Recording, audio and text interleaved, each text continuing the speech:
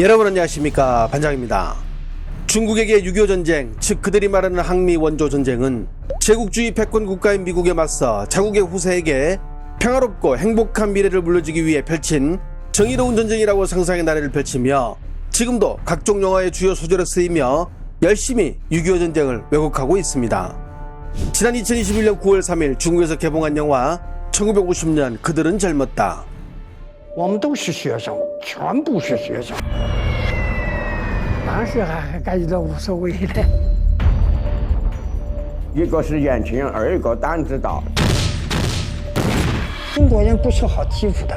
雄赳赳气昂昂，跨过鸭绿江。 이 영화는 6.25 전쟁 당시 중국인민지원군으로 참전한 26명의 생존자들의 이야기를 들려주는 다큐 형식의 영화로 이들이 6.25 전쟁에서 겪은 참혹한 경험과 실상을 스크린을 통해 보여줘 중국에서 크게 성공하며 2022년 제35회 중국영화제에서 다큐멘터리 부분 대상을 수상하기도 했습니다. 조국의 애국심을 고취시키기 위해 이처럼 좋은 소재가 있을까요? 영화를 만든 송쿤루 감독은 영화의 제작 동기를 다음과 같이 말했는데요. 这就是希望能有更多的人看到这些爷爷奶奶曾经的青春，他们的热血，甚至他们的战友为之付出生命的这样一段生命体验，能够让他们跟这个世界最后道别充满这个仪式感。我觉得这件事做得很值。 참으로 어처구니가 없는 말이 아닐까요? 자이든 타이든 남의 나라를 침략한 그들의 삶을 전 세계에 알린다니 참으로 지나가던 개가 웃을 일입니다. 하지만 중국 매체들은 이 영화를 본 이들이 감동에 젖어 우는 모습을 수시로 보여주며 선전했고 중뽕에 젖은 이들은 카메라 앞에서 눈물을 쏟으며 중화의 위대함에 감동하고 맙니다. 我看到后面他的那个黑白照片在墙上就一片挂了一片的，有的是彩色的，我就在想，他们有的人都没有能够等到他们的照片可以变成彩色的时候，然后中间一个大大的一个中国梦，真的就是就是又感动又难过。 我觉得这些精神应该是一代一代传下来的。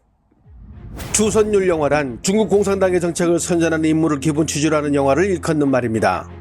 지난 2014년 시진핑 주석은 문화예술 종사자들과 가진 간담회에서 애국주의를 문예 창작의 주선율로 삼아 정확한 민족, 국가, 문화관에 대한 올바른 시각을 수립하고 견지하도록 인도하며 중국인으로서 기계와 저력을 강화해야 한다고 말한 바 있습니다.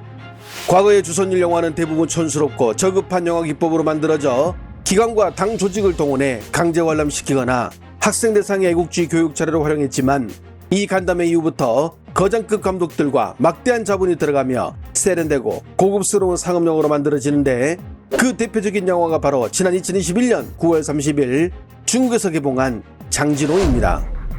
하지만 이 영화 역시 중국 영화 특징답게 역사를 왜곡하고 있는데요. 중국은 이 전쟁을 대대적인 승리라고 자랑하지만 사상자는 중국군이 4만 8천여 명으로 유엔군 1만 7천여 명보다 훨씬 많았으며 미군이 38선을 넘어 중국을 위협해 중국의 참전이 불가피했다고 헛소리를 하며 자국의 참전에 정당성을 부여했습니다. 장진호의 성공에는 독특한 홍보 방식도 한몫했는데요.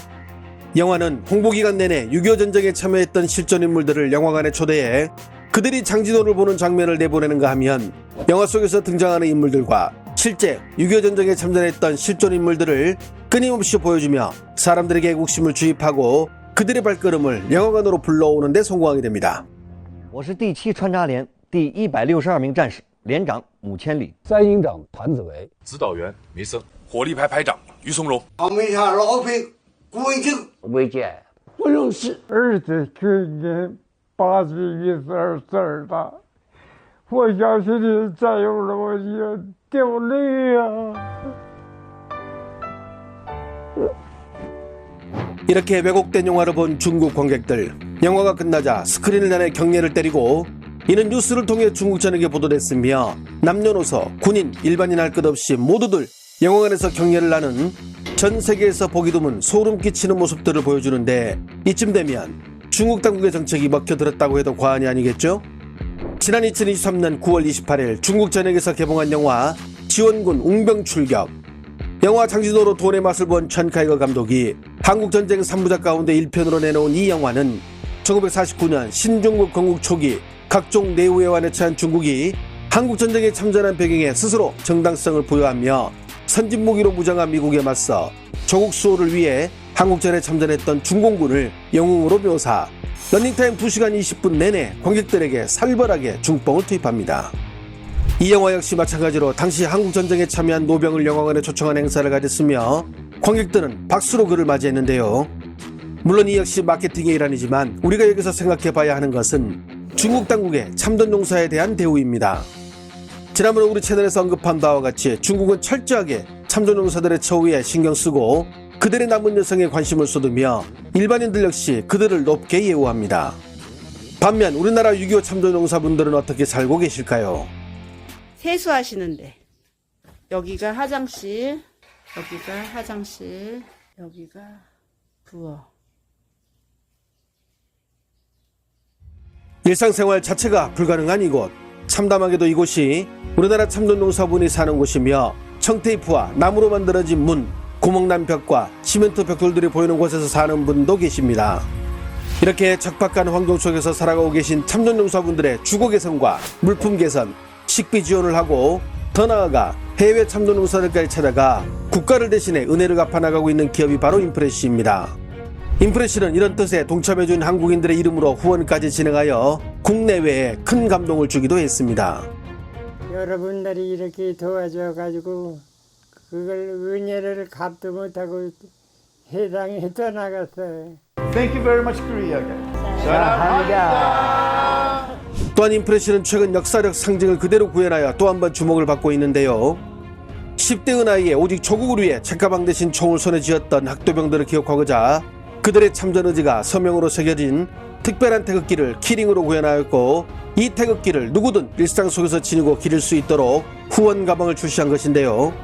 실제로 이 심플한 디자인과 특별한 키링의 조합은 많은 분들의 사랑을 받고 있으며 수익금의 일부는 어려운 참전용사들에게 후원되고 있습니다. 해가 지날수록 참전용사분들의 별세 소식만 더 늘어나고 있는 요즘, 많은 분들의 관심이 더욱 절실히 필요할 때라 이런 의미 있는 후원 상품을 통해 마음을 전해보는 것도 좋지 않을까 싶어 저 역시 뜻깊은 이 행보에 동참했습니다. 해당 후원 상품의 구매처는 고정 댓글에 남기도록 하겠습니다.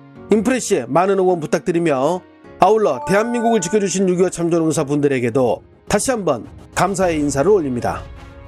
중국 교육부가 2018년 발표한 새 역사 교과서의 내용을 보면 중국과 한반도의 역사적 관계는 종번체제로 개념화되어 있습니다. 정치, 문화적으로 우월한 정주권을 가진 제국 중국과 그 문화를 그대로 차용하면서 복속했던 비자주적 속국 한반도 왕조들의 관계로 규정한 것입니다.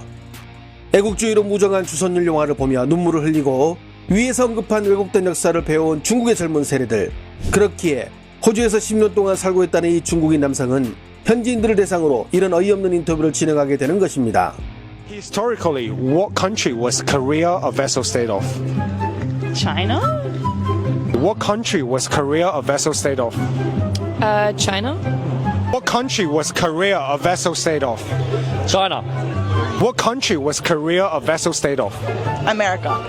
조선의 사대는 명과 다른 외적의 한반도로 향한 간섭을 막는 방식으로 한반도의 왕조들은 인구와 규모면에서 압도적인 중국과 지리적으로 너무나 가까웠기 때문에 정치적 의례로 중국의 질서에 순응하는 자세를 표현하는 대신 현실 정치에서는 자주권을 지키며 중국에 흡수되지 않는 외교수를 발휘하는 것이지만 중국 당국은 이런 언급은 일체 없이 과거 한국은 단지 중국의 속국으로 왜곡하고 있는 것입니다. 이러한 역사적 왜곡에 이어 올해 9월 30일 중국에서는 또다시 앞에서 언급한 영화 지원군의 2편극인 지원군 전망지전이 개봉합니다.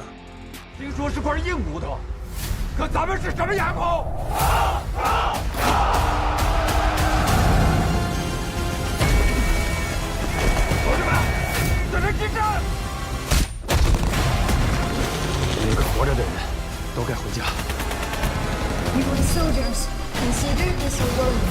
Go home.